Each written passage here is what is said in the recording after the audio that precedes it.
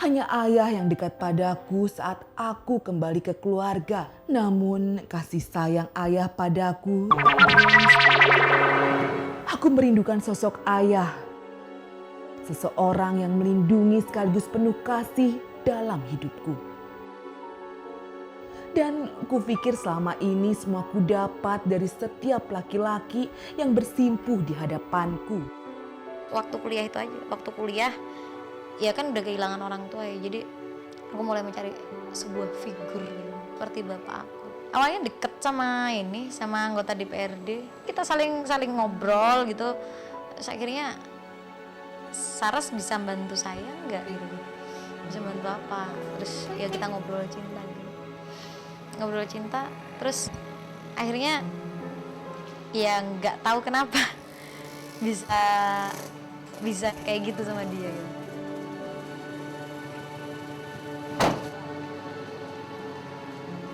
Dia mau ngawin aku, dia mau kawin sama aku, cuman waktu itu kan aku belum seberapa kenal pribadinya dia gitu, belum seberapa kenal pribadinya dia. So aku cari-cari informasi, ternyata dia tuh udah punya istri 4, yang sah, yang nggak sah 5. Aku terlanjur menyerahkan diriku padanya. Aku hanya bisa pasrah setelah tahu dibohongi. Sejak itu aku muak pada kata cinta. Saya nggak pernah percaya cinta. Sampai hari ini saya nggak pernah percaya cinta. Mungkin semua yang kulakukan ini karena aku tak pernah merasakan cinta dalam hidup. Sejak lahir, ternyata aku sudah dititipkan kepada keluarga lain.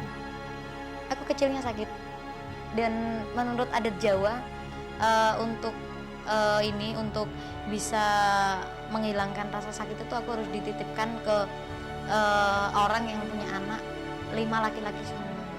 Tapi kalau dibilang penyakit itu sejenis leukemia dulu. Jadi aku dari kecil dibesarkan sama keluarga angkat, kenal sama keluarga cuman sebatas kenal, tidak deket gitu, tidak deket. Baru SMA setelah tanya ke sana sini, tanya ke orang tua, tanya ke keluarga, tanya ke orang-orang banyak, siapa sih sebenarnya, kok beda gitu loh, beda banget dari face-nya, dari apa ya, banyak lah yang membuat beda gitu. Akhirnya cerita gitu, tetangga kanan kiri keluarga cerita bahwa aku punya orang tua gitu. Setelah aku cari, ya ketemu sama orang tua aku yang selama ini jadi tetangga aku sebenarnya. Namun sekembalinya aku ke keluarga, tak semua senang dengan kehadiranku. Hanya ayah yang menerimaku dengan cinta. Mangkel, seneng, benci.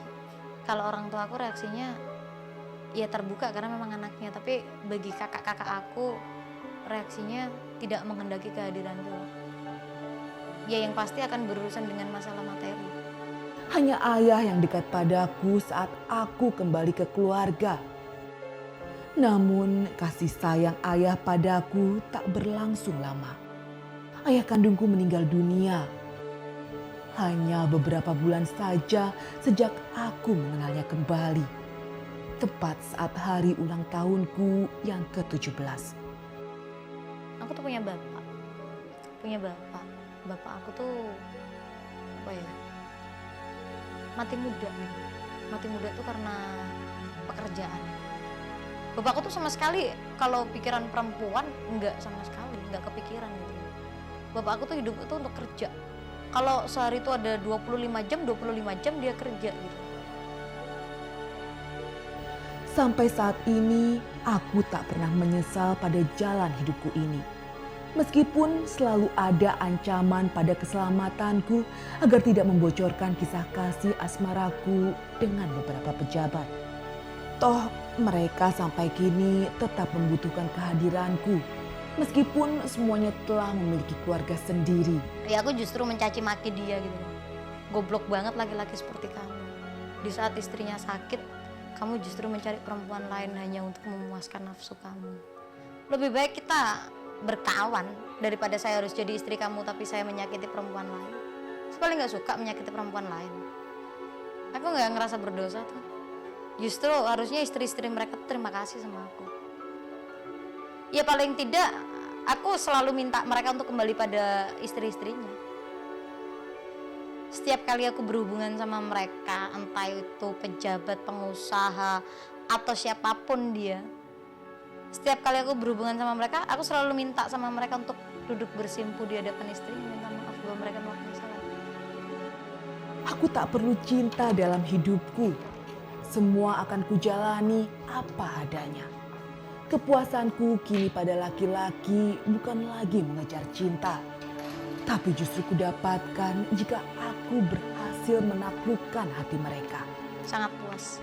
Apalagi ketika pejabat itu mempunyai suatu keangkuhan yang teramat sangat dan dia mampu saya taklukkan dengan dia duduk bersimpu di hadapan saya. Itu merupakan nilai lebih dari uang. Aku tuh naksir banget sama satu film. Itu bikin aku terobsesi sekali gitu. Film cerita tentang seorang Evita Peron. Tau nggak? Ibu negaranya Argentina tuh. Dia tuh hanya dengan daya tarik seks dia mampu menaklukkan sebuah negara. Aku tak bisa tahu sampai kapan aku akan memuaskan diri mengejar obsesiku ini. Hanya waktu yang bisa menjawabnya.